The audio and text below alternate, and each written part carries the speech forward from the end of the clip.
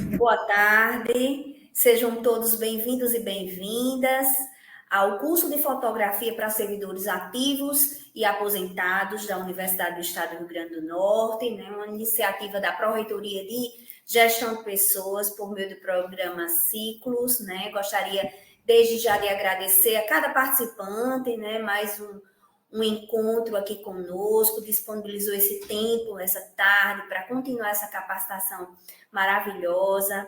O curso de fotografia, só recordando, é composto por 6 encontros. O primeiro ocorreu no dia 30 de julho, com o tema Despertando o Olhar Fotográfico. O segundo encontro aconteceu no dia 1º de agosto, com o tema Linguagem e Composição Fotográfica.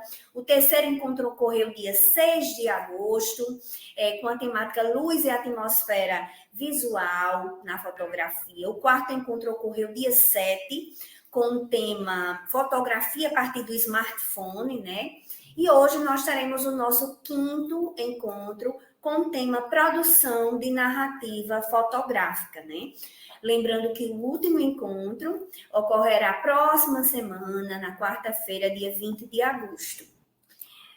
Estaremos lembrando vocês, tanto com o link dessa gravação, como 24 horas antes do próximo encontro, né, com o link da sala, e também com a temática que vocês irão trabalhar no último encontro, que vocês irão apresentar, né?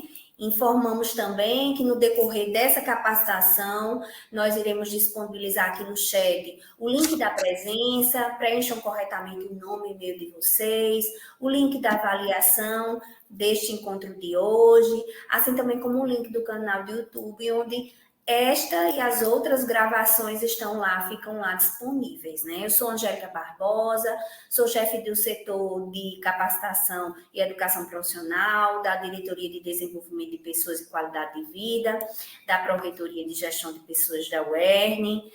O facilitador da capacitação é o docente Dr. Jô Fagner, professor adjunto do Departamento de Comunicação Social da UERN, jornalista e radialista, formado pela UFRN, doutor em Estudos da Mídia, com mestrado em Antropologia Social, ministra disciplinas na área de Narrativas Audiovisuais e Cultura Digital. Seja muito bem-vindo novamente, professor. Agradecemos mais uma vez a sua disponibilidade de estar aqui conosco.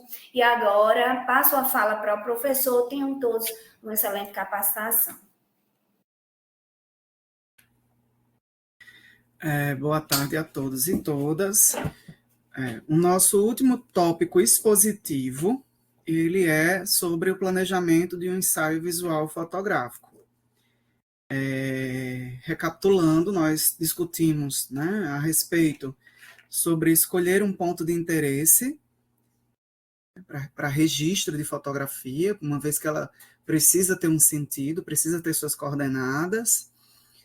Trabalhamos com o tópico de planejamento sobre composição, né, a linguagem e composição da fotografia, as múltiplas formas de se construir quadros fotográficos, com base na seleção desses elementos que se fazem presentes numa cena visível, até o momento de transformar em algo presente na câmera. Vimos sobre a importância da luz, as formas estéticas de se trabalhar, né, o elemento que a gente deseja. Vimos sobre os recursos que o smartphone oferece para realizar fotografias criativas, né, e adequar as questões que envolvem linguagem, as questões que envolvem a iluminação. E hoje a gente vê sobre o planejamento do ensaio visual, certo? Desde já, a semana que vem, ao invés de ser eu apresentando, é vocês que vão apresentar os resultados das fotografias que vocês vão produzir sobre os seus temas. É importante que a gente escolha um tema específico para se trabalhar, né? Porque daí você tem condições de realmente construir um ensaio visual, uma narrativa, né? Uma narrativa que nem sempre é possível de fazer em uma foto unitária, mas em várias vezes é realmente preciso que você aborde um conjunto de fotos. Daí, a exemplo dos outros momentos, eu vou encerrar minha webcam para que a gente possa visualizar somente as telas e que não dificulte a conexão de ninguém, certo? E eu vou ficar só apresentando. Bom, o objetivo dessa exposição de hoje é a gente conceber o que é uma narrativa visual fotográfica, né? Entender que algumas fotografias por si só não são capazes de contar toda uma história, mas elas precisam estar em conjunto ou em série com outras imagens. Conhecer algumas etapas criativas desse ensaio fotográfico, né, que vai desde o momento em que você seleciona um tema até você montar uma estratégia de captação dessas imagens, e com isso fazer com que vocês se sintam motivados a produzir ensaios fotográficos, seja ele documental, seja ele artístico, né? Então, é fazer com que isso possa despertar, porque no momento que você sabe como fazer, você se sente mais preparado para isso. A primeira pergunta que a gente se faz nesse momento é: se alguém visse apenas as suas fotos, entenderia a história que você quis contar?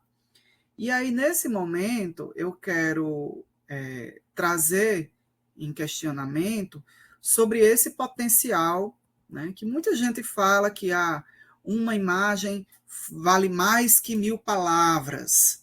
Mas será que uma imagem vale mais que 1000 palavras de verdade? Porque algumas imagens, elas são muito abstratas, seja pelo tema em si, ou seja pela forma como a gente resolve abordar esse tema no enquadramento, né? A imagem em si, às vezes, o próprio objeto, ele é muito abstrato. Você está fotografando texturas, você está fotografando com ênfase nas formas, nas linhas, e às vezes essa imagem não dá sentido ao que você está querendo falar naquela representação. Outra situação é de você escolher um recorte muito específico, que ele de forma isolada pode representar dificuldades de você compreender o que é que está sendo mostrado. E aí você realmente precisa apresentar uma legenda para descrever exatamente o que está presente naquela imagem que você construiu. Então, nem sempre a imagem por si só ela é clara, mas também nem sempre a legenda dá conta disso. Porque na hora que a gente vai fazer legenda para foto, muitas vezes as pessoas têm o hábito de colocar pensamentos, frases de outras pessoas, letras de música, que não dão conta de explicar o que é que está sendo mostrado. E isso é muito comum, basta a gente perceber as nossas práticas de publicar fotos em redes sociais, né? Tem algumas pessoas que vão lá e descrevem o momento em que aquela imagem está representando. Hoje foi um almoço, hoje foi um jantar, hoje foi uma formatura. Outras pessoas preferem colocar pensamentos aleatórios, frases de autores que gosta, né, para colocar como uma forma de ilustrar aquela imagem, né? Então, tem gente que coloca uma foto e coloca um pensamento de Clarice Lispector, de Carlos Drummond de Andrade, de Vinícius de Moraes, né? Também tem pessoas que não colocam nada, deixa só a imagem, ou então colocam hashtags. Então, esse é um exemplo para a gente visualizar que nem sempre uma legenda é responsável por atribuir sentido àquela imagem, por agregar o significado daquela imagem. Então, por isso que é muito complicado a gente dizer que uma imagem vale mais que 1000 palavras ou que as palavras sempre vão ancorar o sentido daquela fotografia. Vai depender da sua forma de expressar. Você pode ser uma pessoa que atua com muita clareza narrativa, mas também pode ser aquela pessoa que vai acabar confundindo o sentido do que está presente na tela. Aqui a gente tem essa imagem que foi produzida, né, num contexto de fotojornalismo, e mostra uma parede com uma imagem de santo, e essa parede ela está com muitas marcas de lama presentes, né? Tanto que algumas marcas de lama estão presentes até mesmo sobre a própria imagem do santo, da santa.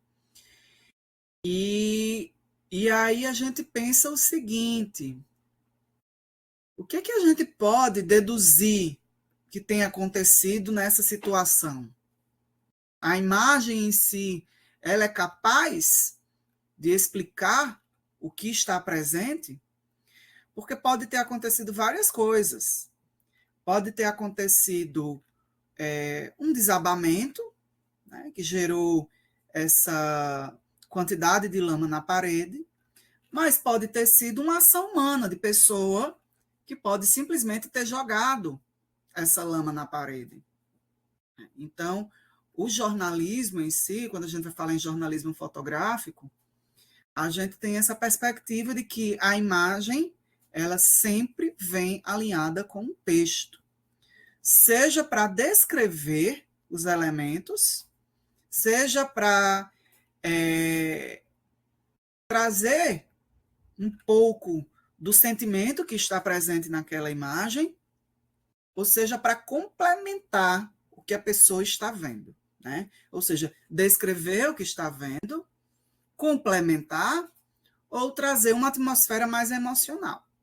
Mas, nesses casos, essa imagem, ela por si própria, ela não é capaz de traduzir o que ela está querendo representar, né? O que o fotógrafo em si quis representar. No caso dessa imagem em si, é realmente uma imagem feita após deslizamento em uma região residencial. Nessa outra imagem, a gente tem o quê? Tem a posse de um presidente, com vários representantes da sociedade civil, e ao fundo, uma multidão assistindo a cena. Então, por mais que não exista um texto descrevendo tudo isso, né? Essa é uma imagem que ela é muito notória, ou seja, ela teve uma circulação global e ainda tem nos dias de hoje, porque se trata de um líder de Estado, um líder de governo. Então, todo mundo, vamos dizer assim, já viu essa foto ou uma foto muito parecida com essa. Então, vamos dizer que ela dispensa um texto, porque nós já conseguimos captar do que se trata. É a mesma coisa quando nós vemos a imagem da pintura de Mona Lisa, de Leonardo da Vinci. Todo mundo já conhece aquela imagem. Então, é dispensável um texto para descrever. É dispensável que você descreva o que está presente na foto ou complemente o que está presente na foto. O que vai vir acompanhando é um texto mais emocional, dizendo o que aquela imagem significa para você, para a pessoa que tirou, para a pessoa que está vendo aquela imagem em algum meio.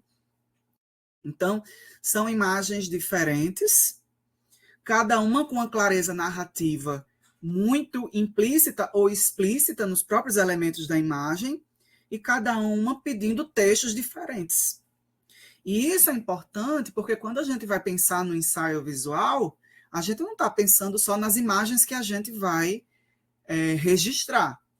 Quando a gente vai submeter essas imagens para qualquer veículo, seja para um blog pessoal, seja para um ensaio de uma revista, seja para uma exposição, esse texto, ou essas imagens, elas vão precisar de um texto que descreva, por mais que sejam claras, mas que tragam alguma descrição, algum complemento, alguma forma das pessoas que vão estar assistindo naquele momento se sintam contempladas com o que está sendo mostrado. E aí a gente, quando vai pensar, então, no ensaio fotográfico, a gente vai pensar, é uma narrativa ou é uma sequência de fotos?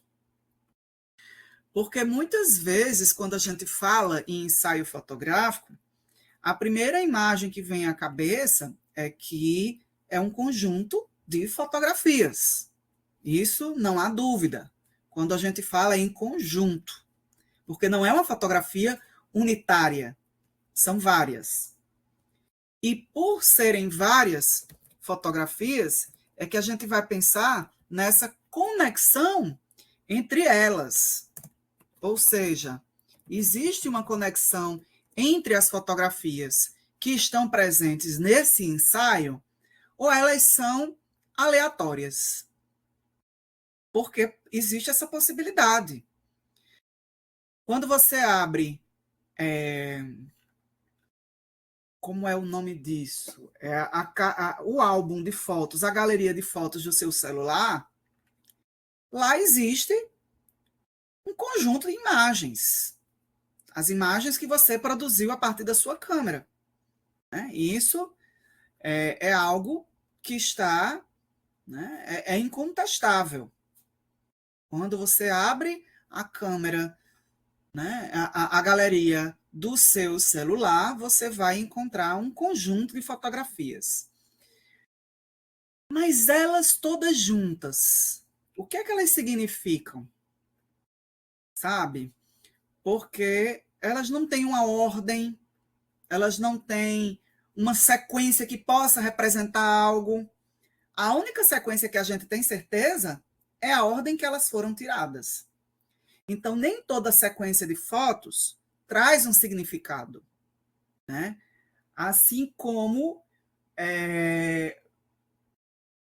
como é que a gente vai pensar nessa mensagem que a gente vai trazer para essas imagens sem as palavras que ajudem a entender aqueles contextos das fotos.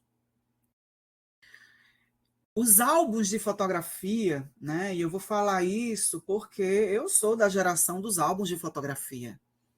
Quando você mantinha o seu álbum de fotografias de família, o álbum de fotografias pessoais, com fotos impressas, reveladas, e era muito comum que no verso da foto a gente fizesse anotações sobre aquele momento.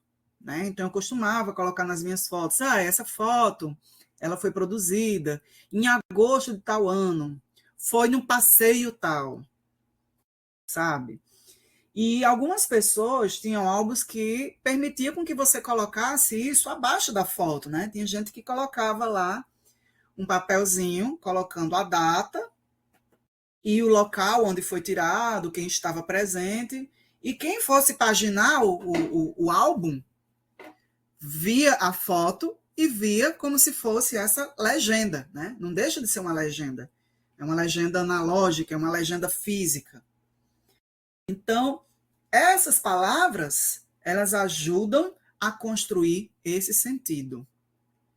Né? Seja de você perceber que, por mais que as fotos estejam fora de ordem, mas você vai construir um sentido. Olha, esse momento foi importante para essa pessoa.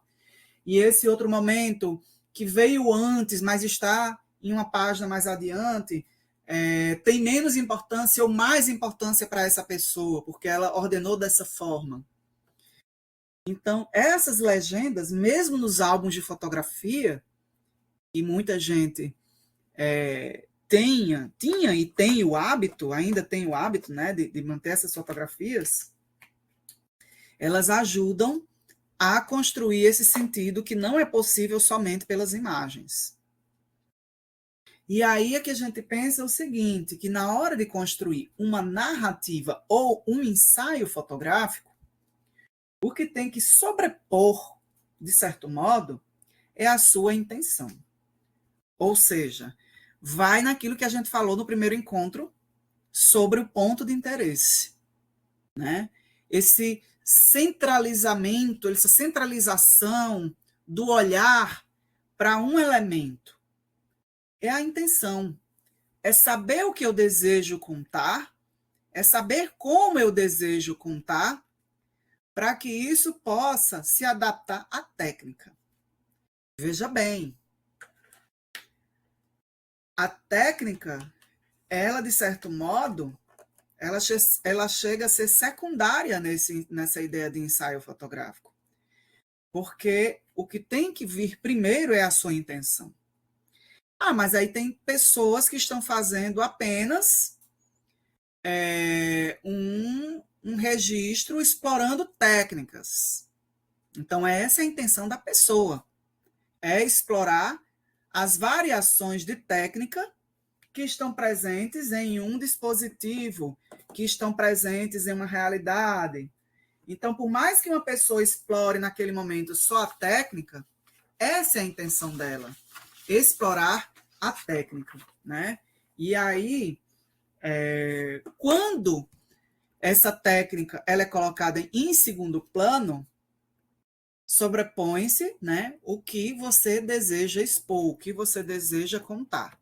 Então, a narrativa, de certo modo, ela é mais importante nesse momento, né? Então, vai da sua intenção. Se a sua intenção é explorar em determinado lugar as possibilidades de se mostrar alguma coisa, né? Então, você está dizendo que você vai fazer um ensaio mais artístico, onde o que vai prevalecer é realmente a técnica. Porém, quando você deseja contar alguma coisa, essa técnica ela é secundária e sobrepõe-se, né, é a narrativa, a intenção. Aqui a gente tem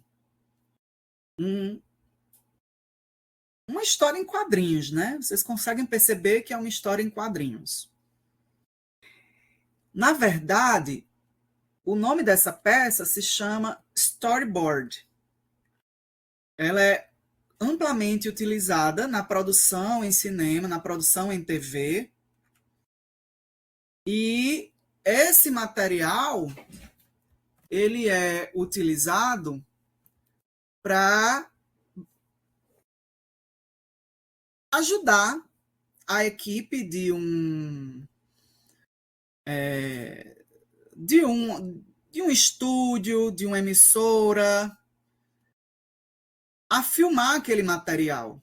Então, ela dá um roteiro de como vai ser explorado cada um dos planos, cada um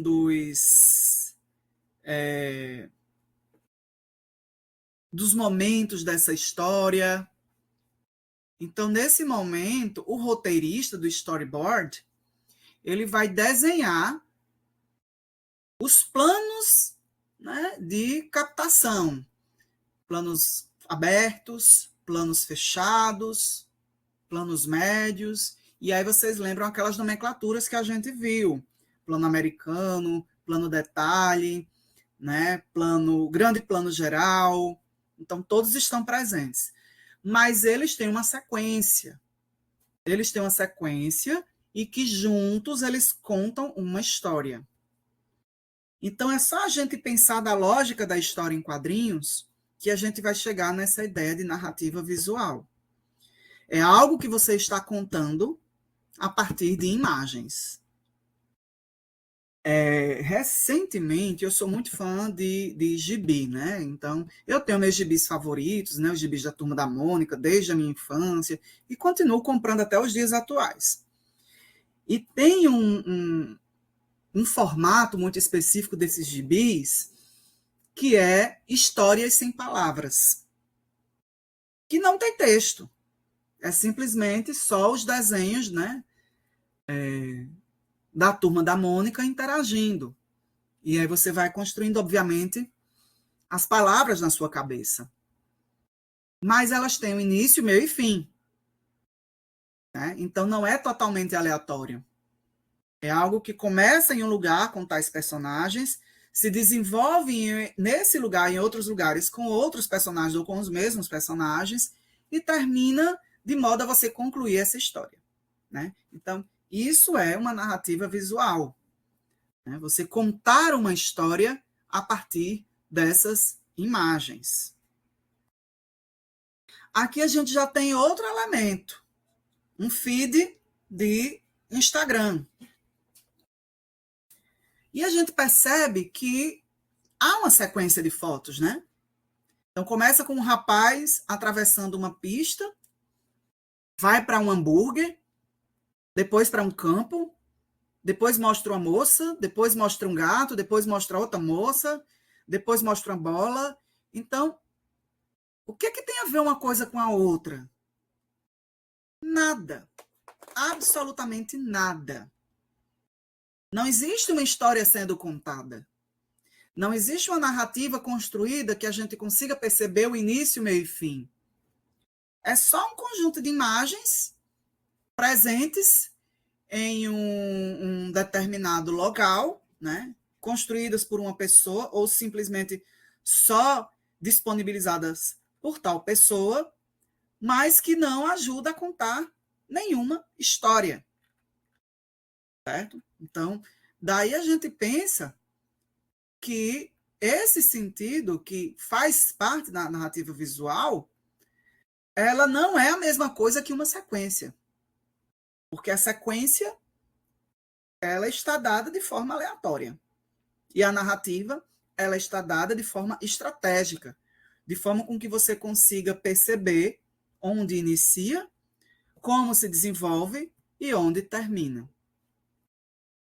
Essa narrativa, ela pode ser geralmente de duas modalidades, ou factual ou conceitual. Uma narrativa factual, ela vai ser construída com base em um fato, certo? Um fato que pode ser verídico ou pode ser fictício, mas ainda assim um fato, um acontecimento. Então, eu quero registrar, vamos imaginar aqui, uma movimentação, uma manifestação social, uma manifestação política que está acontecendo em determinado lugar. Então, eu vou construir uma narrativa mostrando vários elementos que ajudam a entender esse fato. Uma outra narrativa visual, factual, por exemplo, um casamento. Então, eu vou construir imagens, desde os preparatórios desse casamento até a cerimônia em si,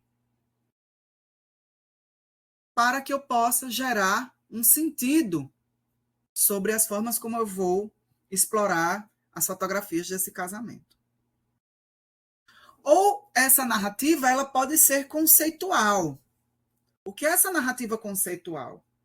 Ela está no abstrato, ela não está nos fatos. Essa narrativa conceitual pode ser, por exemplo, casamentos entre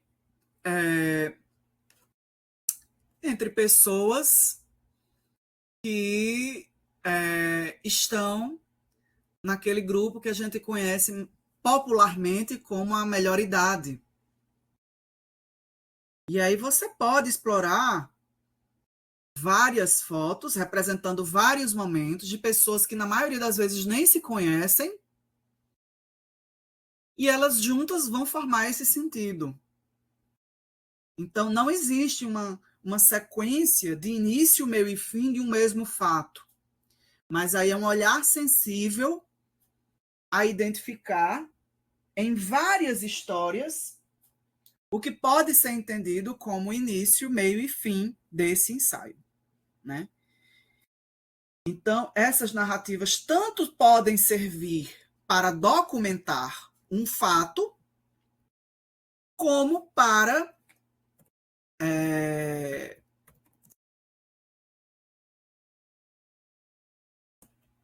registrar diversos momentos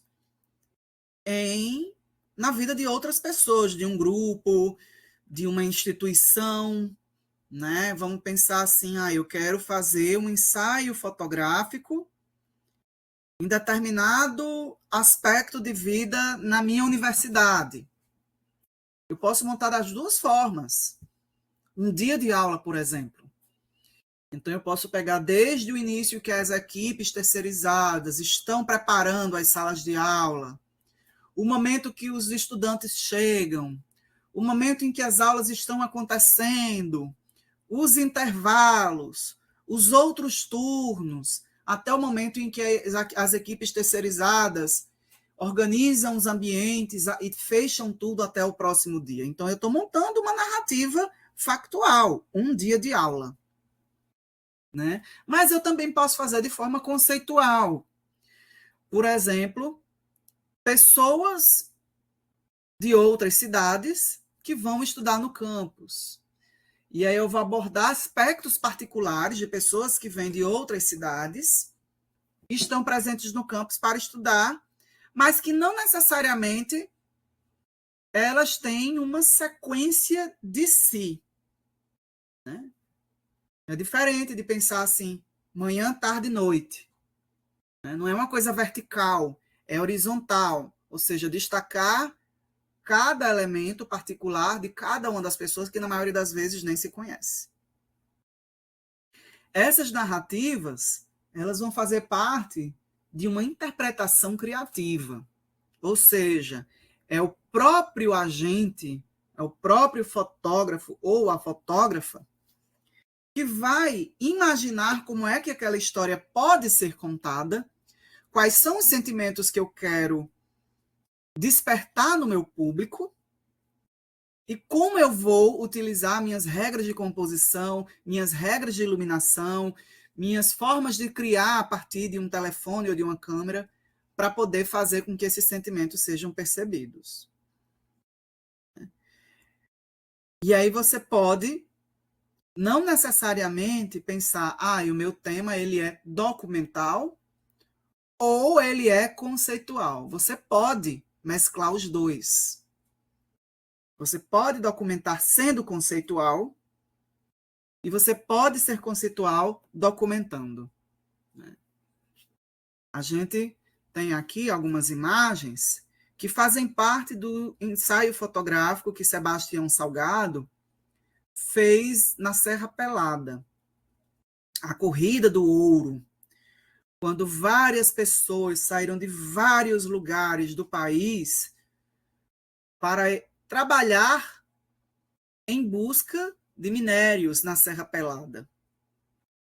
E Sebastião Salgado esteve durante muito tempo registrando esse cotidiano dessas pessoas, essas histórias dessas pessoas, mostrando a dor, mostrando o sofrimento, mostrando a esperança, mostrando os conflitos. E ele se propôs a documentar, mas todo o trabalho dele é muito conceitual. A gente percebe vários elementos criativos na composição dele. Né? Aqui a gente vê as escadas que formam linhas, que seguem para um ponto. Ao mesmo tempo em que a gente vê pessoas de um lado subindo, a gente vê pessoas de um lado descendo. E isso nos dá a ideia de um fluxo, idas e vindas, que muitas vezes se aproximam das histórias das pessoas que participaram desses episódios. E tão conceitual somente na composição, no enquadramento, no ângulo? Não, mas também na cor. É muito comum na obra de Sebastião Salgado as fotografias em preto e branco. A grande maioria das imagens que a gente conhece de Sebastião de Salgado são imagens em preto e branco. Imagens em alto contraste. A gente percebe que existem regiões bem iluminadas e regiões pouco iluminadas. Então, esse contraste faz parte do aspecto conceitual de sua obra, no momento que ele vai documentar. Mais uma imagem, né, de Sebastião Salgado, na Serra Pelada, onde a gente presencia um conflito, uma força policial versus um trabalhador. E aí a gente pode ver esse contexto de disputa, né? O policial todo armado, todo vestido, e um trabalhador apenas com a roupa do seu corpo, assim como os outros que estão ao seu redor. E aí a gente percebe essa situação de vulnerabilidade dessas pessoas que estavam em busca de ouro. Então, ele utilizou esse aspecto conceitual, esse enquadramento, para fazer essa denúncia, né? Uma disparidade de poderes. Existe um poder que está vigiando e punindo, existe um poder que está vulnerável a essa força. Eles não estão reagindo ao policial, eles não estão agredindo o policial, né? Aqui a gente vê outra cena, né, dessa documentação de Serra Pelada, onde a gente vê uma fila de trabalhadores carregando um peso em seu ombro. E ele, nesse momento, óbvio que ele está registrando uma ação, né, é um plano conjunto, que começa como um plano médio, num primeiro plano, e ao final já está num plano geral, né? Ou seja, a primeira pessoa está a partir da sua cintura e a outra já está em seu corpo inteiro. E a gente tem essa ideia de repetição também, né? Não é uma história, são histórias que se repetem nesse lugar. E esse contraste de preto e branco destaca muito marcas faciais, marcas de expressão, marcas de trabalho, camisa rasgada, mãos calejadas, com a sujeira da terra onde eles estão manuseando o tempo todo. Então, tudo isso se torna muito sensível de se perceber no momento em que ele concebe uma documentação, mas a partir do seu olhar, da sua interpretação sobre aquilo que ele vivencia naquele momento. E aqui uma última imagem desse ensaio de Serra Pelada, que não mostra pessoas em sua totalidade, pessoas inteiras. Mostra apenas o enfoque de suas pernas subindo, né, os níveis da Serra Pelada. E aí parte para aquela ideia de sensibilizar para uma questão de força, a força humana que está presente ali. A força humana que está lutando contra a natureza para poder sobreviver. E aí a gente percebe, né? Óbvio que não são só essas 4 imagens que fazem parte do Serra Pelada, são muitas imagens, mas aí a gente percebe um sentido de coerência. Todas essas imagens denunciam um episódio. Então, são formas criativas para documentar para todas as gerações que vêm depois sobre o que aconteceu naquele momento, sobre como ele percebeu aquele momento e sobre como ele materializou em fotografias essa denúncia, né? Então, aí a gente pensa que é possível documentar de forma conceitual e é possível ser conceitual de forma documental, né? Ambos andam juntos. Para construir a própria assinatura visual, assim como fez Sebastião Salgado em toda a sua obra, né, a gente tende a pensar o seguinte: qual é o meu estilo pessoal? Os pintores têm o seu estilo pessoal, os arquitetos têm o seu estilo pessoal, os cantores têm o seu estilo pessoal e os fotógrafos também têm o seu estilo pessoal, né? É a presença recorrente de ângulos, de enquadramentos, de composições, né? De formas de iluminar uma foto, de formas de tratar uma foto. Então, quando isso se torna muito frequente na obra de uma pessoa, a gente diz que isso é a assinatura dela. E aí você pode planejar qual é a minha assinatura. Eu, por exemplo, gosto muito de inclinar as fotos. Tem gente que sempre reclama quando pede para fazer alguma foto. Ah, você tirou inclinado. Eu digo, olha, é porque eu quero registrar uma coisa que está acontecendo, eu quero dar mais dinamismo, e a pessoa, não, agora tire reto. Né? Então, tem isso. Cada pessoa tem um estilo pessoal de fazer fotografia, seja pelo tema, seja pela forma como compõe, mas isso é importante, é a assinatura autoral de um fotógrafo. E isso tem que se alinhar à consistência do que você fala. Não é simplesmente compor por compor, mas é compor com uma intenção. E aí, conforme essa obra vai sendo consumida, a gente vai entendendo essa intenção da pessoa. Não é possível entender a intenção de um fotógrafo apenas em uma imagem. A gente precisa entender que na obra de Sebastião Salgado, as fotografias em preto e branco e com bastante contraste, elas fazem parte de uma assinatura visual dele, porque é uma forma de dramatizar, é uma forma de chocar, é uma forma de chamar atenção para as diferenças que estão presentes naquela representação. Né? Então, tem que ter a ver com essa intenção, tem que ter a ver com esse projeto pessoal.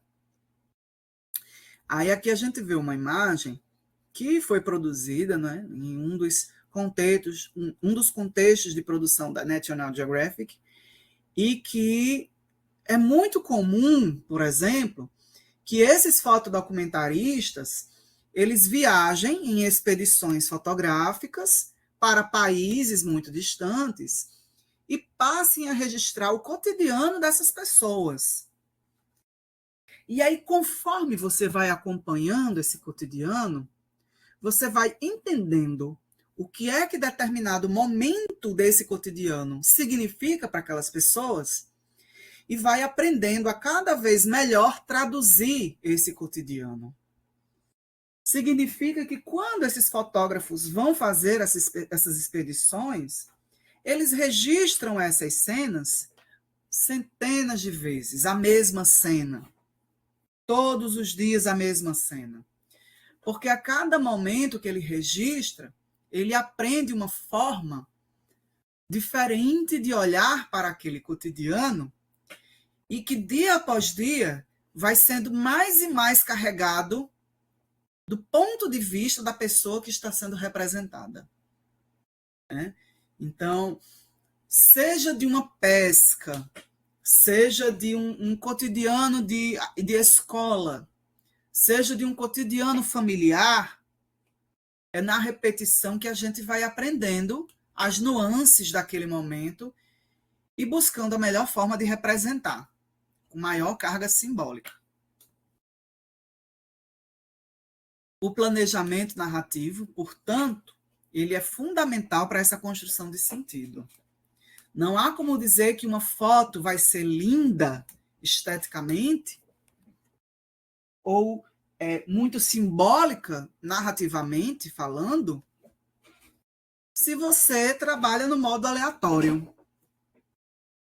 Podem existir e existem muitas fotografias feitas no modo aleatório que ajudam a gente a ver algo de bonito naquele lugar. Mas são exceções, né? Para que você possa construir algo consistente, coerente, você precisa fazer um planejamento. E esse planejamento será responsável para que você determine quais as formas como você vai captar, quais as formas como você vai tratar todo aquele material de imagens. E evitar o que a gente chama da dispersão narrativa, ou seja, eu estou mostrando essas imagens com uma intenção e a pessoa entendeu outra. E aí, né, acarreta em certo prejuízo. Né? Se você tem a intenção de mostrar, por exemplo, eu posso fazer uma fotografia da minha intimidade, no meu momento de café da manhã, postar em minhas redes para compartilhar o meu estilo de vida saudável, e outra pessoa vai começar a dizer que eu estou fazendo apologia a certo consumo de um dos ingredientes, que não é um ingrediente que outras pessoas veem como algo saudável, por exemplo. Então, isso está muito sujeito de acontecer, porque se você não deixa claro no que você está construindo para um público, o que você quer naquele momento, eles podem entender de muitas formas diferentes, e isso pode gerar um ruído desagradável para ambas as partes. Eu falei isso a respeito do Instagram, né? Porque faz parte de um cotidiano pessoal. Hoje em dia, a gente pode falar que quando a gente faz uma conta no Instagram, deixa ela aberta, a gente está se transformando em um canal de mídia, porque várias pessoas podem chegar, comentar, compartilhar, e isso pode atingir proporções bem distantes daquela que eu imaginei no começo, né? Definir um tema é importante para o meu planejamento narrativo. O que é que eu desejo fotografar? Eu desejo fotografar o cotidiano de comerciantes, de estudantes, de professores, de artistas. Então, isso faz parte da definição do tema. O conceito unificador é o que eu desejo que as pessoas visualizem a partir do meu ensaio.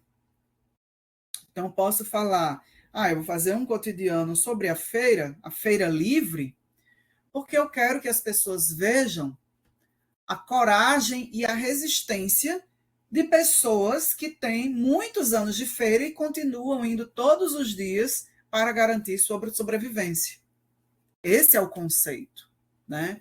Coragem, força, sobrevivência. E aí, isso vai guiar a minha construção fotográfica. Quais imagens que vão me ajudar a construir esse sentido de força? Quais são as imagens que vão me ajudar a construir esse sentido de sobrevivência? E aí, óbvio, que vem aquelas, falando em sobrevivência, né? Vão surgir aquelas imagens que mostram mãos calejadas, rostos enrugados, né? Porque entra nesse conceito. Então, é fundamental que você tenha o seu tema e o seu conceito para que as fotografias conversem entre si. E entender também qual é o público que eu desejo alcançar. Por quê? Porque você pode preparar isso para um público que às vezes foge do seu alcance, né? Então, eu quero expor meu trabalho na internet. E, poxa, seu trabalho vai estar na rede mundial, então qualquer pessoa de qualquer lugar do mundo vai ver. Mas nem todo mundo vai entender. Porque para a gente, Feira Livre é algo comum. Para pessoas em outros países, aquilo pode ser bem diferente, né? Então a gente tem que prestar atenção nisso. Por quê? Porque entra na hora do situar, localizar, né? Então é preciso pensar que esse público precisa entender. Aqui a gente tem essa imagem que ilustra o que eu falei sobre o conceito, né? As fotografias de pessoas que trabalham para sobreviver e resistem no tempo naquela atividade. E aí a gente tem imagens que a gente percebe isso de primeira, né? A gente percebe, por exemplo, em imagens como essa, que é uma pessoa que já tem, né, anos acumulados de trabalho, de sofrimento, porque a gente consegue perceber através das marcas de expressão. Né? Então, é a mesma coisa quando você vê fotografias de profissionais da saúde cansados no corredor, a gente também consegue ter essa impressão. Algumas impressões são universais, porque fazem parte da realidade de qualquer pessoa em qualquer lugar do planeta. Outras são muito particulares. Então, é preciso pensar que esse conceito também vai conversar com a minha ideia de público. Quem é que vai ver? Quem é que vai entender? Decisões visuais com potencial de impacto. A minha decisão por registrar determinada cena, ela tem que provocar o choque, o sentimento do outro. Então, que imagens que eu posso tocar na vida de outras pessoas? Personagens ou elementos relevantes, ou seja, quem são os atores do meu ensaio? Dentro do meu ensaio, por exemplo, se eu for fazer um trabalho sobre o público estudante, existem muitos tipos de estudante.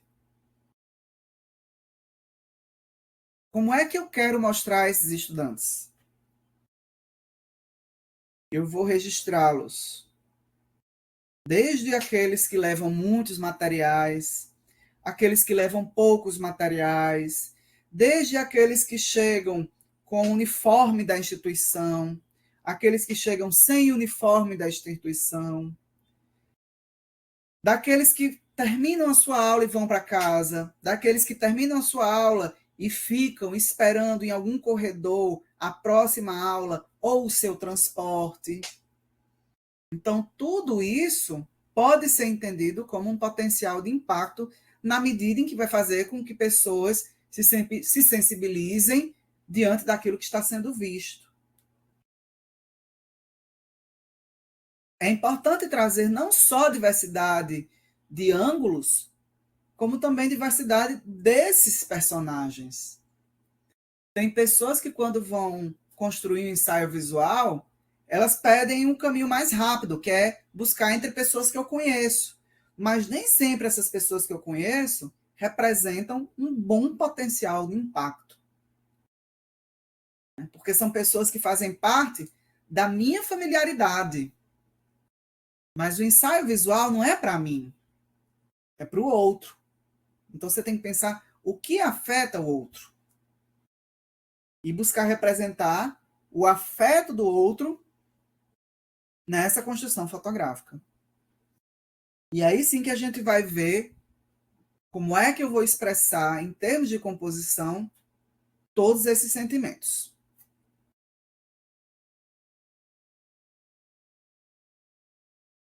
É muito comum, né, que ensaios, que fotos como essa, que são, né, dos especiais da National Geographic, apareçam quando a gente vai pensar em imagens relevantes. Porque quando a gente vai falar de diversidade, às vezes a gente pensa na diferença. Mas é possível também existir diversidade na repetição. Principalmente quando a gente for falar de pessoas. Porque, embora as pessoas tenham aparências muito iguais e estejam em ambientes muito iguais, mas elas reservam suas diferenças pessoais. Elas reservam suas diferenças identitárias. Elas reservam suas diferenças comportamentais. E como é que a gente vai perceber isso? Observando, né? Explorando o que dessas pessoas pode ser considerado como diversidade. A gente percebe que entre as zebras que estão presentes nessa imagem, existem diferenças que não estão presentes nas suas listras, mas no olhar, né? O olhar de uma zebra é mais aberto do que o da outra, e isso parte, né, de um princípio comportamental. Uma pode estar mais cansada que a outra, uma pode estar mais com sede que a outra. Não é porque as 4 zebras estão bebendo água no mesmo rio que elas são zebras iguais. As pessoas também seguem esse mesmo princípio. Não é porque tem 4 estudantes esperando um ônibus numa parada que elas vão compartilhar da mesma história, da mesma sensação, dos mesmos desejos. E aí cabe a gente explorar essas diferenças e construir diversidade onde só tem repetição. E é um trabalho que leva tempo. Não necessariamente o tempo de clicar, mas o tempo de conhecer aquilo que você deseja narrar em termos de fotografia. Uma das coisas que é muito importante também nesse momento é a construção do repertório. Certo? Eu desejo iniciar minha carreira de fotógrafo, desejo produzir um ensaio para determinada revista. Então, a primeira coisa que faz parte desse planejamento é construir um repertório visual, certo? Isso significa que eu vou explorar trabalhos de fotógrafos, explorar trabalhos de cineastas, explorar trabalhos de artistas visuais para poder entender como esses elementos são combinados a determinado significado. Então, eu vou aprender a gramática da imagem a partir do trabalho de outra pessoa. Vou pegar trabalhos de fotógrafos renomados, mas também de fotógrafos amadores, para entender como é que isso está presente na obra dele. E aí, essa pesquisa não só vai me ajudar a entender como determinada composição ajuda a construir uma história, como qual elemento que eu vou adotar como minha assinatura. Está presente no trabalho deles? Ou é algo que é tão próprio que eu não consigo ver em trabalho de ninguém? Né? E aí, com base nisso, construir um mood board, né? Que aí essa palavra ela se traduz mais como um painel de referências. Então, como é que pode ser esse painel? Esse painel pode ser um quadro que você coloca no seu quarto, na sua sala, no seu escritório, e você vai fixando imagens nesse quadro. Pode ser um quadro de cortiça, um quadro magnético, e você vai fixando todas as imagens que te atraem nesse sentido, para você começar a tê-las em conjunto e poder comparar uma à outra, né? Mas eu não quero fazer isso no quadro físico. Eu não tenho um quadro magnético, não tenho um quadro de cortiça, dá muito trabalho, eu não quero mais um item para limpar dentro da minha casa. Você pode fazer isso na forma digital, né? Existe um aplicativo chamado Pinterest que você vai salvando imagens em coleções. O próprio Instagram também permite isso. Quando você vai no Instagram e aparece aquele ícone de salvar, ele direciona para você abrir para uma coleção, né? Eu faço sempre isso. Então, quando eu vejo uma postagem que me interessa, essa receita aqui é bacana para eu cozinhar, então eu vou salvar ela nessa coleção de receitas para lá na frente eu buscar. Essa foto aqui, essa pose que o modelo está fazendo me inspira para quando eu for para uma praia, eu vou salvar numa coleção, porque aí eu vou mantendo um mood board de referências para quando eu for fazer o meu, eu saber por onde começar. Né? Mas isso não é copiar outra pessoa? Não. Copiar é outra coisa. Eu estou tendo a minha referência. Né? É preciso que a gente tenha referência para criar algo. Não existe aquele trabalho que você apontou a câmera para um lado e simplesmente inovou do nada um ângulo que nunca ninguém pensou. Você vai produzir a partir de outras referências em algo que alguém ainda não chegou, mas chegou perto. Então, é importante ter esse quadro. E esse é um exemplo de mood board, né? É muito comum, eu faço sempre isso, de manter coleções de imagens com dicas de decoração doméstica. Como é que fica um quadro, um quarto bonito, uma sala bonita, uma cozinha bonita. E eu vou salvando essas imagens para futuramente, né, explorar isso dentro da minha própria residência. E muitas pessoas fazem isso. Da mesma forma, você pode explorar fotografias criativas de animais e criar uma coleção, se você deseja seguir com um tema. Fotografias de pessoas idosas, e aí você vai manter uma coleção para poder ter referências. Então, isso faz parte do planejamento. Você aprender o seu olhar, né? Desenvolver o seu olhar criativo. Em outro momento, você vai precisar trabalhar nessa etapa de planejamento ainda com os recursos que você vai precisar, né? E isso vai dizer respeito tanto aos equipamentos, eu vou precisar de uma câmera mais profissional, ou eu vou precisar de uma câmera mais portátil, ou eu vou precisar de um drone, porque o que eu quero fazer são imagens aéreas. Então, você precisa fazer uma previsão dos seus recursos. Você não vai chegar em uma caverna para fazer um alpinismo só com o celular, porque ou você vai escalar ou você vai segurar o celular. Então, você vai precisar adquirir um equipamento para fixar essa câmera na hora de subir, né? Então, é óbvio que essa previsão de recursos faz parte de um ensaio fotográfico. Outra coisa que é muito comum é a bateria. Você vai passar um longo tempo em determinado lugar e se você não levar bateria extra ou carregador portátil, você vai ficar sem bateria e, portanto, você pode acabar perdendo os melhores momentos daquele lugar, né? Quando a gente sai para a universidade, a gente não leva o carregador porque não pode ficar sem celular em nenhuma parte do dia?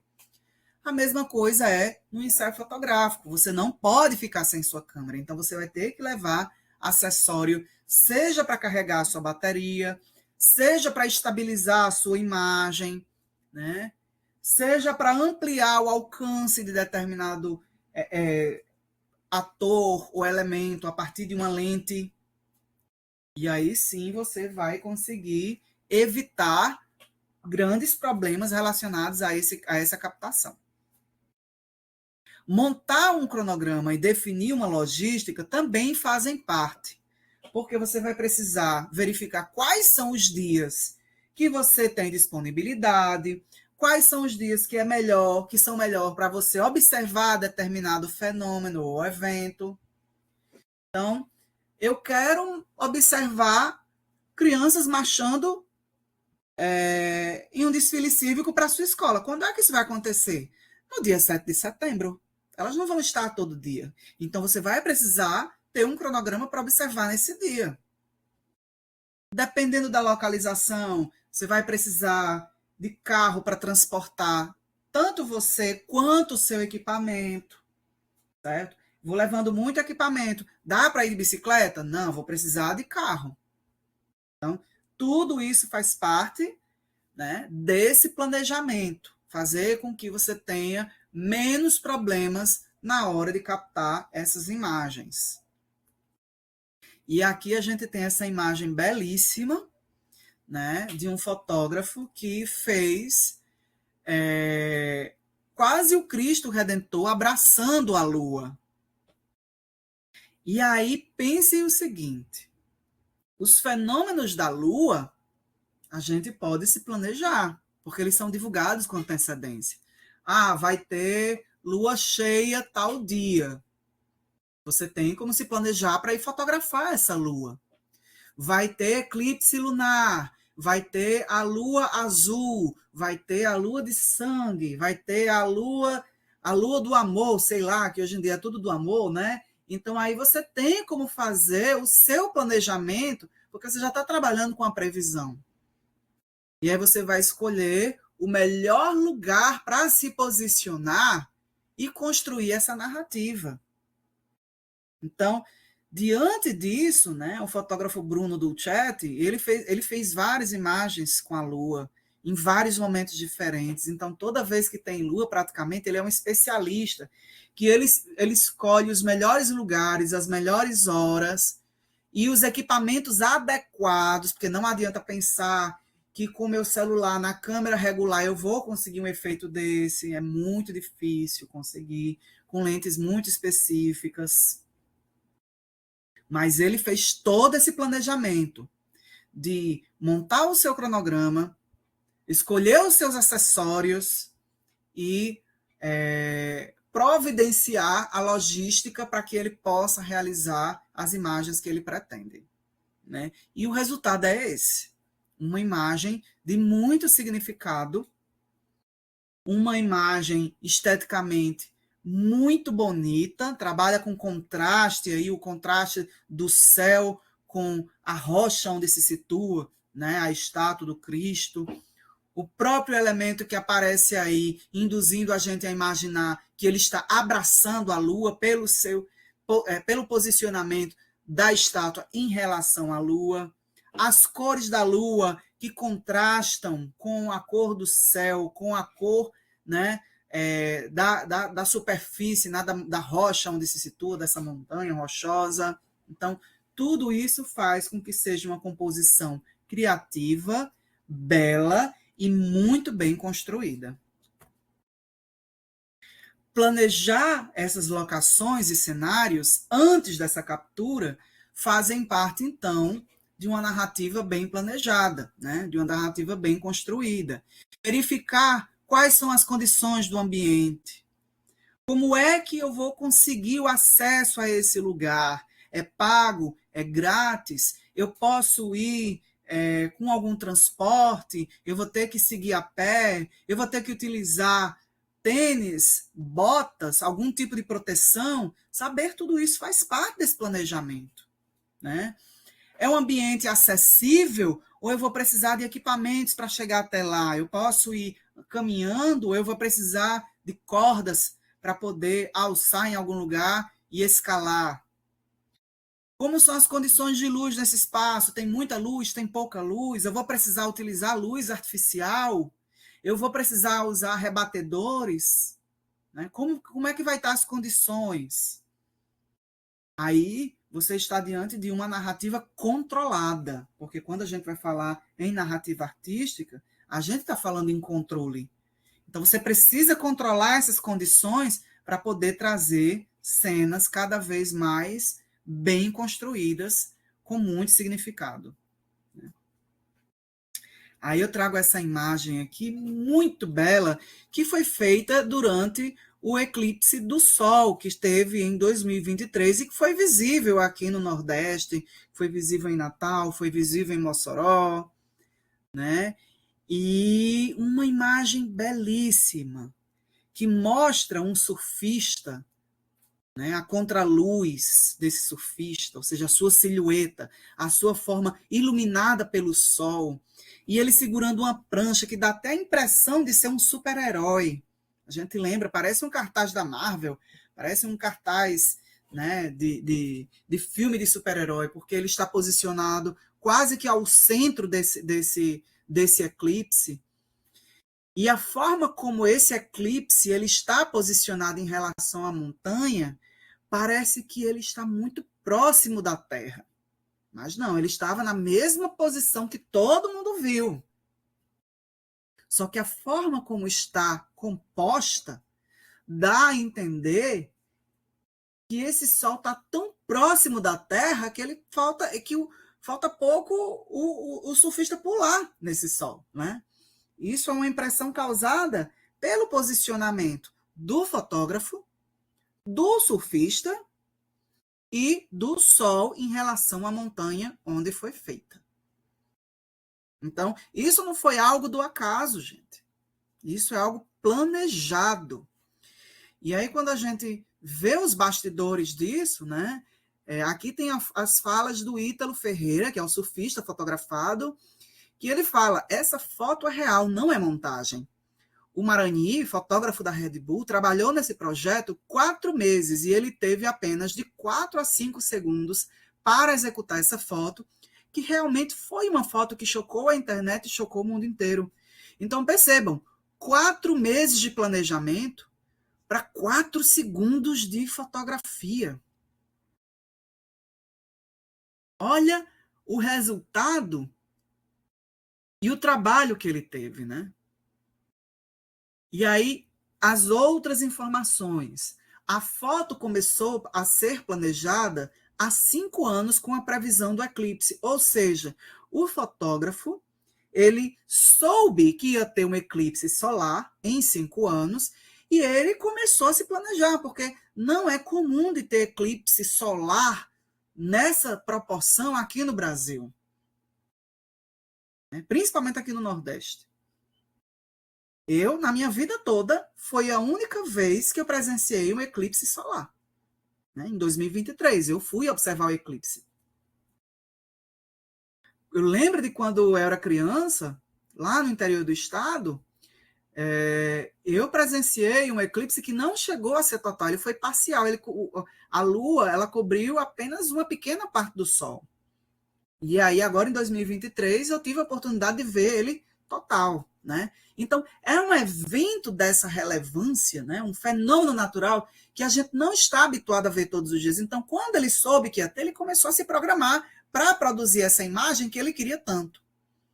O personagem do ensaio, o surfista, ele é natural de Baía Formosa. E aí sim agrega mais significado, porque é um destaque do esporte sendo fotografado durante um momento muito especial no seu local de origem. E aí aumenta a carga simbólica dessa imagem, né?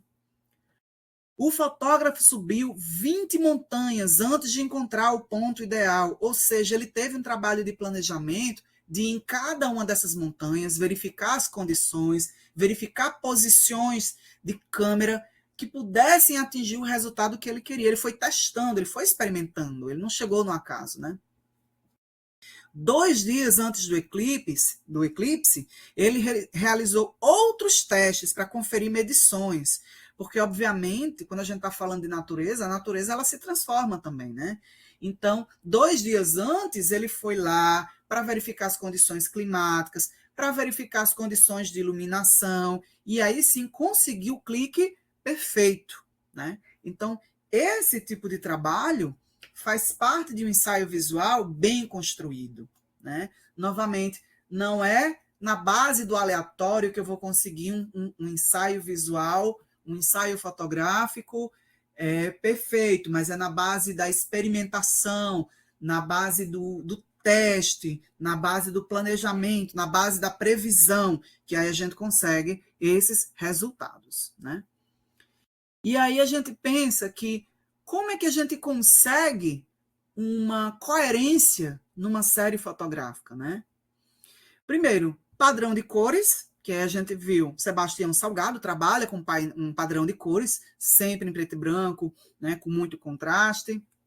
O estilo de enquadramento, que aí a gente viu essas fotografias de corpos celestes, sempre buscando a relação entre um corpo celeste e algo que está presente no espaço físico, seja uma estátua, seja uma pessoa, né? É um estilo de enquadramento que é particular desses fotógrafos. E a forma como essa imagem vai ser tratada, né? Quais são as cores que eu vou trabalhar nela depois da captura. Então, tem gente que gosta de deixar cores muito contrastantes ou cores pouco contrastantes, e isso vai refletir nesse resultado estético e que se torna a assinatura de uma pessoa, né? E aqui, novamente, mais uma imagem do Sebastião Salgado, dessa vez sobre a vida animal em países, né, do continente africano, no projeto Gênesis, né? Então, a gente percebe que existe esse trabalho dele, o padrão dele é fotografia em preto e branco, o padrão dele é trabalhar com contraste. A gente percebe que as formas do elefante, elas são formas pouco perceptíveis quando se comparadas às formas da vegetação. A vegetação ela está de uma forma muito mais direta nas imagens, né? Embora a gente perceba o elefante, porque não tem como não perceber, mas a gente percebe que as cores estão mais fortes na vegetação. E isso faz parte desse estilo visual do Sebastião Salgado, né? Começar com contexto e terminar com um clímax visual. Ou seja, a minha série de fotos ela deve ser construída no sentido de, primeiro, eu ambiento o meu espectador sobre o que está acontecendo, depois eu aprofundo com variedade de elementos, para depois escolher uma imagem final que possa causar impacto, né? Então, é como a gente, quando está escrevendo uma redação, a gente introduz, desenvolve e fecha aquele tema, né? E a gente faz isso com imagens. Situa o espectador sobre algo que eu vou mostrar, trata todos os elementos relevantes e depois escolhe uma imagem final para chocar, para causar impacto e fazer a pessoa refletir.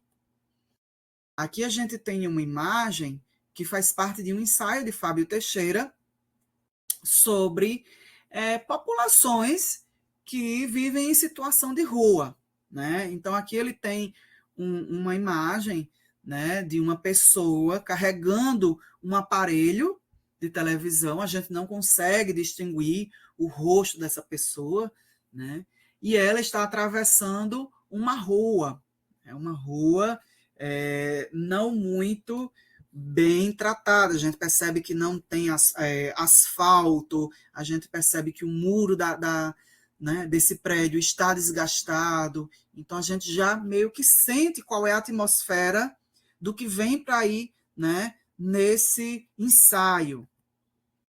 Aí aqui a gente tem a imagem de uma mulher deitada no chão, sobre um lençol, com várias bonecas. E aí a gente começa a perceber que nesse elemento existe o quê? Um quê de até de inocência, né? Ou seja, embora seja uma mulher adulta, ela ainda guarda uma infância roubada, uma infância que não foi aproveitada, né? A gente pode até perceber que na imagem as vestes dela são compostas por um saco plástico, um saco de lixo, né? E aí a gente pensa nessa situação de vulnerabilidade ao qual essas pessoas estão expostas. É uma imagem muito marcante, né? E aí a gente vê outra imagem de outra pessoa passando na rua, dessa vez em outro tipo de ambiente, mas na mesma situação daquele primeiro. E aí a gente percebe que essa repetição de planos, de personagens, ajuda a gente a perceber isso como uma rotina. Ou seja, é comum ver várias pessoas nesse tipo de situação. E aí essa última imagem, que é a imagem que para mim choca mais nesse ensaio, é de um homem tratando de uma mulher que pode ser sua esposa, que pode ser sua mãe, que pode ser sua irmã, ou pode ser só uma amiga daquele local. E essa pessoa está com a cabeça, os braços e o corpo enfaixado, recebendo cuidados, recebendo água, né? Então, é uma imagem que choca para pensar que, embora existam todas essas condições de adversidade, são pessoas, têm humanidade, elas cuidam uma das outras, né? Então, a gente ajuda a produzir todos esses significados à medida em que a gente vai vendo a série fotográfica, né? Então, aí a gente precisa construir essa unidade estética, né? Construir essa unidade narrativa e desenvolver esse ideal de narrativa que tem um princípio, um meio e a sua conclusão, né? O seu fechamento. Para que a gente possa criar um ensaio visual que seja interessante, a gente precisa alternar entre planos, porque muitas vezes você tira fotos explorando o mesmo posicionamento, o mesmo ângulo, o mesmo plano, e isso se torna monótono, né? Se torna entediante de você ver. Então, é necessário que você traga planos abertos, que tenham essa função de situar, planos médios, que desenvolva a narrativa em torno de ações que fazem parte daquele contexto, e os planos mais fechados, para encerrar essa narrativa, prestando atenção em detalhes que chamam a atenção, né, daquilo que eu estou querendo retratar. E aí aqui a gente tem esse outro ensaio que foi realizado para mostrar a obra, né, de seringueiros e que trazem essa narrativa sobre como vivem essas pessoas, né? Então aqui a gente tem um seringueiro, né? Um senhor de idade, acompanhado de outra pessoa que a gente não consegue distinguir a idade dela, que ela está abaixada, né? E ela está sentada em das raízes, né? Uma das raízes elevadas dessa árvore, olhando para cima. Então a gente já contextualiza que existe uma história dessa pessoa, uma história longa dessa pessoa em relação a esse ambiente. E aqui a gente já vê o cotidiano dessas pessoas, ou seja, o fotógrafo, ele não se prestou ao serviço de fotografar apenas as pessoas nesse ambiente da floresta, mas onde é que elas vivem, como é o dia a dia delas.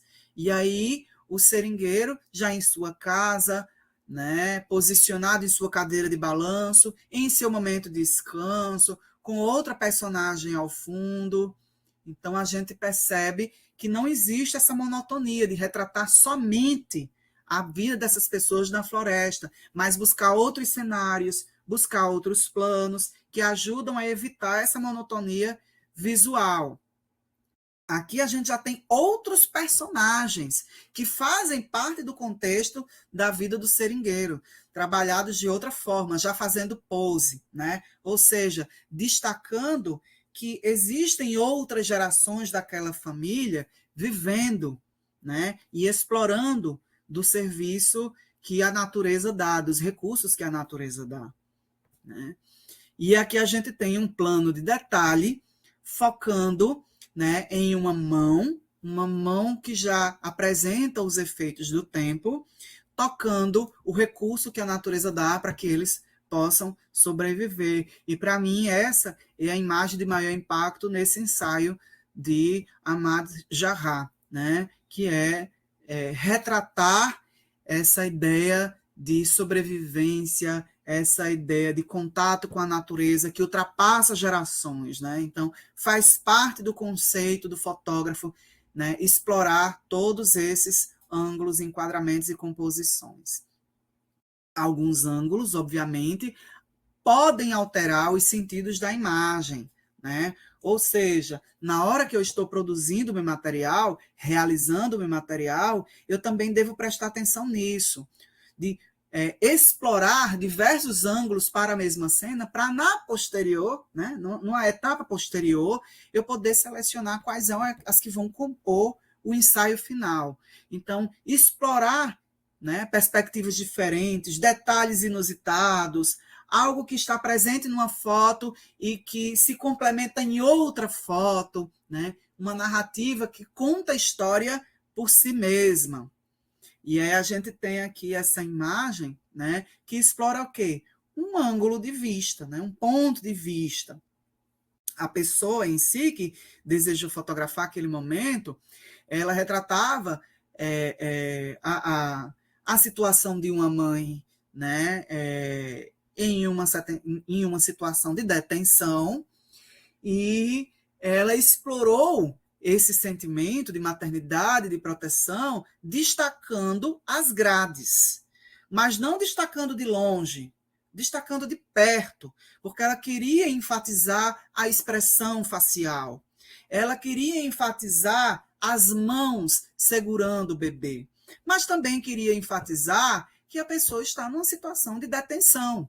Então, ela buscou esse posicionamento, a partir dessa combinação entre os elementos gráficos, entre os elementos fisionômicos, entre os elementos de espaço, para poder gerar esse sentimento, né, que a gente meio que compartilha desse olhar da mãe ao imaginar que ela está criando seu filho nessa situação, né? Então, é algo que causa muito efeito, né, de impacto visual quando a gente pensa nessa composição, né? Quando a gente vai pensar também na narrativa, a gente tem que relevar essa questão do ritmo visual, ou seja, alternar entre imagens leves e imagens intensas, ou seja, nem sempre toda imagem é feita para chocar. Então, eu introduzo situando, vou apresentando, vou jogando umas imagens mais intensas, combinadas com imagens mais leves, para que, afinal, seja a imagem de maior impacto, né? E aí a gente evite a monotonia visual e que traga também unidade estética e a unidade narrativa, né? Aqui a gente tem outra forma de explorar histórias, né? Que é buscar representar essas pessoas através do efeito proporcionado pela contraluz. Então, você consegue distinguir uma cena de trabalho, onde tem várias pessoas em seu ambiente de trabalho, onde tem vários, né, maquinários presentes, e que isso ajuda a gente a situar.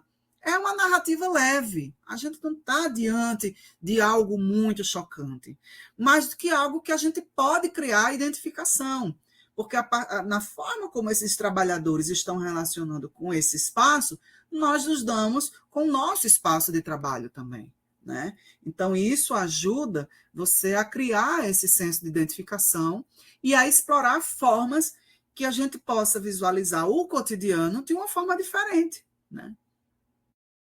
Ao mesmo tempo em que a gente tem uma imagem que causa mais impacto, né? Uma imagem que causa impacto porque a gente está diante de um rosto de uma criança, um rosto que tem uma expressividade muito forte e um rosto que está composto numa moldura. Ou seja, essa criança, ela está privada de algo. O olhar dela está emoldurado. Então, ela está privada de algo. Ela está num espaço que ela não consegue passar para o exterior. E é um olhar muito forte, muito expressivo, que nos causa essa sensação de acolhimento, né? Acolher essa criança. Então, é uma imagem que é muito boa para fechar um ensaio, né? Ou seja, enquanto a gente tem um que a gente causa identificação e introduz sobre um tema, a gente tem outra que causa impacto e nos ajuda a fechar sobre um tema que a gente deseja mostrar. E aí é nesse momento que a gente fecha a nossa exposição de hoje, pensando que a narrativa visual não é apenas sobre o que você mostra, mas é sobre o que você faz o outro sentir ao olhar suas imagens, né? Então, é sobre, com essa reflexão, que a gente pensa que, a partir de hoje, vocês vão escolher um tema, um conceito e realizar séries fotográficas para que a gente possa apresentar no nosso próximo encontro, que será no dia 20, próxima quarta-feira. Então, são vocês que dessa vez vão apresentar essas imagens e vão construir essas narrativas para que a gente também possa explorar, se identificar, né, se emocionar, se indignar, a partir do ponto de vista, né, que vocês decidem mostrar, tá certo? E aí, com isso, a gente encerra a nossa apresentação e abre esse espaço para que vocês possam contar, caso prefiram, sobre os temas que vocês desejam construir.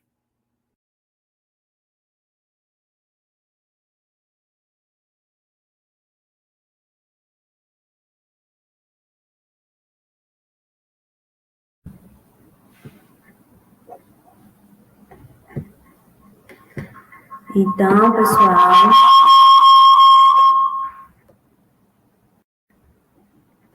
fiquem à vontade para ligar a câmera, ou se não, o áudio, escrever. Vocês podem começar, tipo, falando sobre o tema que vocês têm mais afinidade, o que vocês já têm experiência de fotografia, para construir um próximo projeto. Vivi, agora é a hora de suar, mas é um suor bom, né? Porque é uma prática artística, né? Que aí deixa a gente até entusiasmado na hora de fotografar, quando a gente escolhe o tema que a gente gosta. É um suor bom, né? Vivi que gosta muito de fotografias dos atletas, né? Correndo. Ei, Jô, eu tava já pensando nisso. Meu Deus do céu, como é que eu vou escolher um Olha, modelo com tanta opção? pois é, algo que você gosta muito. Aí deve ser bem fácil, porque você já conhece muita gente, né, Vivi, que corre, que tem suas histórias pessoais de superação. E aí você pode transformar isso em algo bem artístico para outras pessoas.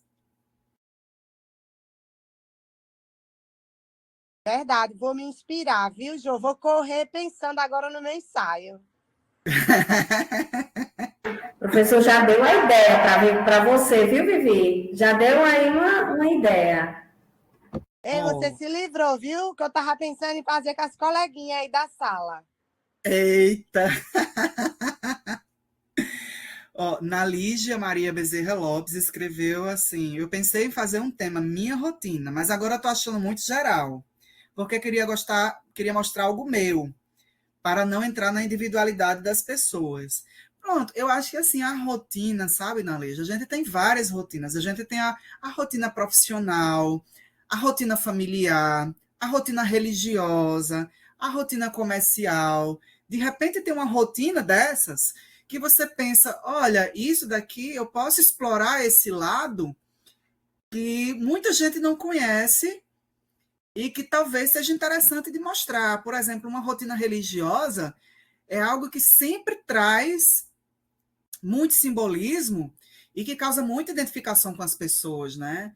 E aí, religiosidade, como é algo muito pessoal, a forma como as pessoas lidam com a sua fé, a forma como as pessoas lidam com os espaços de fé, né? E aí, talvez esse olhar também construa algo que você pense, olha, é algo único que eu posso explorar nesse primeiro momento, inclusive, é, e trazer um resultado estético muito bacana, principalmente porque Mossoró, né, tem um patrimônio religioso, né, tá começando a desenvolver um turismo religioso aí com a estátua que vai chegar, né, de Santa Rita, é Santa Rita, né? Santa Luzia? Não, Santa Luzia.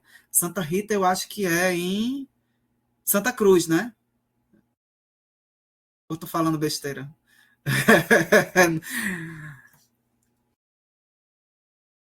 Em Açu também, pronto, Açu faz parte dessa região, né, do, do Agreste, que é marcada por uma religiosidade muito forte. Eu sei que lá no interior, eu sou de Acari, né, que é perto de Caicó, e lá a religiosidade é muito forte, porque tem a Basílica Menor de Nossa Senhora da Guia, tem a Igreja do Rosário, são arquiteturas diferentes, além das outras igrejas dos bairros que também têm suas importâncias. Então, essa presença de religiosidade ela é muito marcante, né, nessas cidades que têm uma vida de devoção muito alta. Diferente, por exemplo, de Natal. Natal tem as catedrais, tem as igrejas, mas aqui o enfoque eu vejo que são mais as praias do que a vida religiosa. Boa tarde. Jô, eu queria tirar uma dúvida de quantas fotografias a gente deve fazer ou se é só uma. Você pode fazer o seguinte, né? Você pode pegar. A gente trabalhou aqui com alguns exemplos que eu trouxe 4 fotos, né? Uma foto para introduzir, 2 fotos para mostrar elementos muito fortes e uma foto para fechar. Então você pode pensar assim, eu posso fazer 4, 5 fotos, sabe? Porque aí não dá para todo mundo fazer material e expor. Não necessariamente vai ficar ocupando muito tempo, até porque no momento da apresentação é bom que vocês expliquem, né, qual foi o significado que vocês pensaram na hora de compor, né? E aí outra pessoa vai, intervém, diz, olha, eu entendi isso, né? Isso me tocou nesse aspecto, né? É interessante pensar assim, é um número entre 4 e 5. Eu acho que 3 fica muito pouco, porque aí explora poucos elementos. E eu acho que 6 talvez ocupe muito tempo. Então, nessa faixa entre 4 e 5, eu acho que é um número muito bom. Aqui, a Ariane fala que está de licença para cuidar da saúde e está sem poder sair de casa para explorar. Mas olhe bem, o ambiente doméstico, ele é um ambiente que dá para explorar muito. É aquela coisa que a gente fala dos detalhes, o significado. Uma chaleira, né, no fogão, ela pode ter um significado muito forte, dependendo da forma como você retrata. Eu teve uma vez que eu fiz uma fotografia da minha cafeteira, essas cafeteiras italianas, já que o pessoal chama, que ela tem a parte que ela enrosca uma na outra, que você bota o café, água embaixo, o café no meio e sai aquele café bem quentinho, que eu postei isso nos meus stories, tanta gente se identificou, tanta gente veio, nossa, eu amo essa cafeteira, que sabor de nostalgia. Quando eu posto foto dos meus CDs, porque eu amo postar foto das minhas coleções de CDs no Instagram, tem muita gente que fala, ei, nossa, esse álbum marcou minha vida. E tem gente que, nossa, essa fotografia está muito bonita, lembra um vinil, sabe? Então, a forma como a gente fotografa as coisas perto da gente também é capaz de construir narrativas que causam essa identificação, né? Eita, Vivi pedindo CD emprestado. Eita, Vivi, você tocou num ponto fraco, viu, meu? Porque eu sou muito ciumento com as minhas mídias. Quando vem gente aqui em casa que diz assim, deixa eu ver sua coleção, eu digo, tá, mas deixa que eu pego, eu abro para você o CD e mostro, porque eu sou muito cuidadoso, porque vai que a pessoa pega e quebra um dentinho do estojo. Eu digo, meu Deus, onde é que eu vou achar outro? Sou muito ciumento.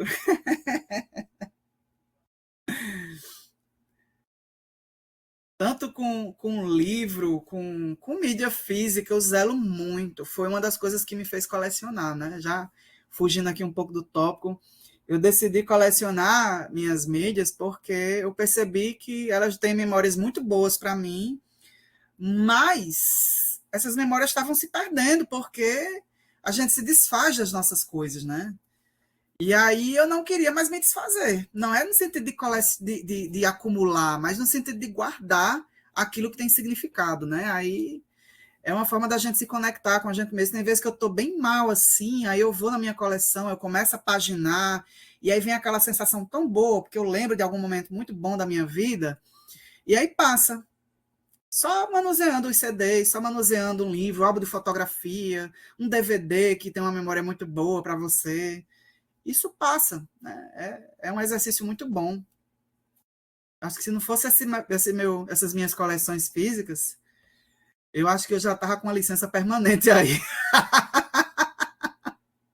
O que mais de dúvidas que vocês têm aí para a gente tirar antes desse ensaio que vocês vão realizar? Jô, só uma curiosidade. A gente também pode, no ensaio, misturar foto colorida, foto preto e branco, ou a gente precisa realmente já de cara estabelecer o padrão? É preferencial que você tenha uma unidade, Vivi. Então, se você Hum. decidir fazer foto colorida, e aí você quebra isso, aí você pensa assim, peraí, então eu estou em outro ensaio, né? Então, assim, é preferencial que se você decidir por foto colorida, que mantenha esse padrão. Se você decidir por foto preto e branco, que você mantenha esse padrão. Foto sépia, mantenha o padrão, né? Uma foto mais avermelhada, né? Ou azulada. Manter esse padrão do início ao fim para a gente ter uma unidade, né? Ou seja, para ter uma narrativa fechada, para que não fique aquela coisa de eu estou num feed do Instagram bem aleatório, né?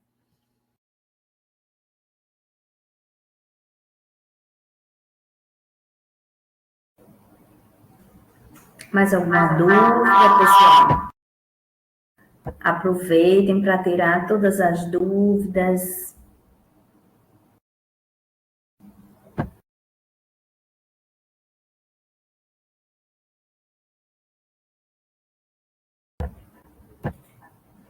Mais alguma dica, professor?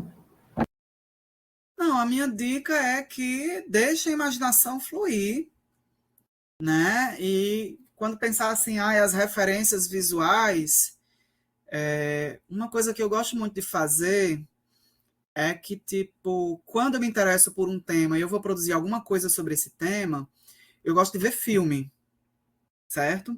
Porque o filme, ele ajuda a gente a perceber enquadramentos criativos, tonalidades criativas, detalhes muito específicos daquela narrativa, e aí a gente cria essa referência visual. O restante da pergunta, qual foi o restante da pergunta? Sim, se poderia trazer fotos tiradas anteriormente. Se conectarem com o tema das novas fotos, eu não vejo problema nenhum, porque Sebastião Salgado, quando fez os ensaios dele, ele não fez num dia, ele não fez num mês. Gênesis, ele passou, acho que foi 7 anos na África fotografando para construir um ensaio. Então, tinha uma foto de 2004, tinha uma foto de 2008, uma foto de 2011, e por aí vai, né? Eu acho que a ideia é a gente manter uma unidade narrativa. A data, ela não importa muito, o que importa é a unidade. Então, a ideia é a gente poder construir essa unidade. De repente, você tem uma foto antiga e você diz, eu quero dar continuidade a ela. E aí você, né, vamos dizer assim, você faz a continuação da novela, né? Você tem lá no seu álbum um Eta Mundo Bom, e agora você vai fazer um Eta Mundo Melhor.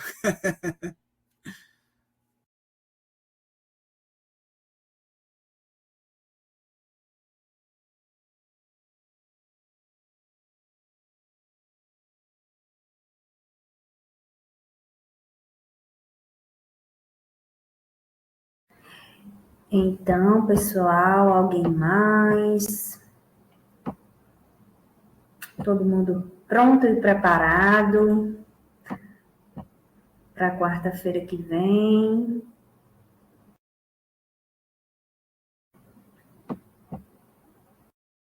Acho que sim, né? Quarta-feira que vem vai ser minha folga, no sentido de que eu vou ficar sem slide na tela. Vai ser só vocês, eu vou ficar comentando como é. Igual a todo mundo, eu quero todo mundo comentando.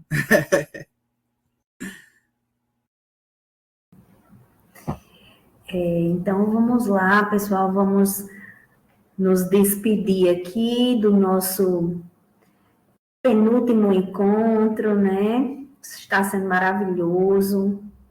Com certeza, os olhares agora para as fotografias não são mais os mesmos, né? E gostaria, pessoal, de lembrar que aí Ana Maria perguntou aqui sobre a lista de presença, né, que não está conseguindo. Quem não conseguir, pode pegar o link, copiar, abrir no navegador, né, e entrar para ver se consegue. Caso não consiga mesmo assim, enviar um e-mail, coloquei aí capacitacam.projeto@ern.br, um nome completo, a lotação, o cargo, certo?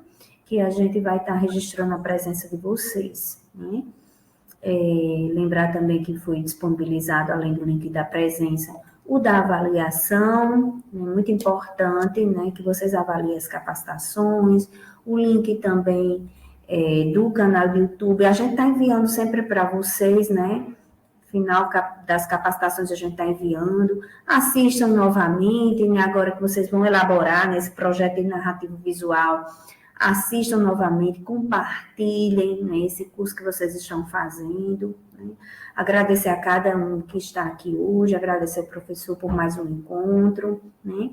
E até o dia 20, até quarta-feira que vem, né, com a obra de vocês. O professor vai assistir aqui, né? E se Deus quiser vai dar tudo certo. Tem aqui algumas pessoas escrevendo, Josefa.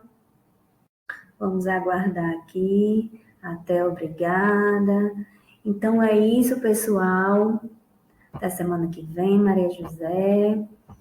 E vamos lá.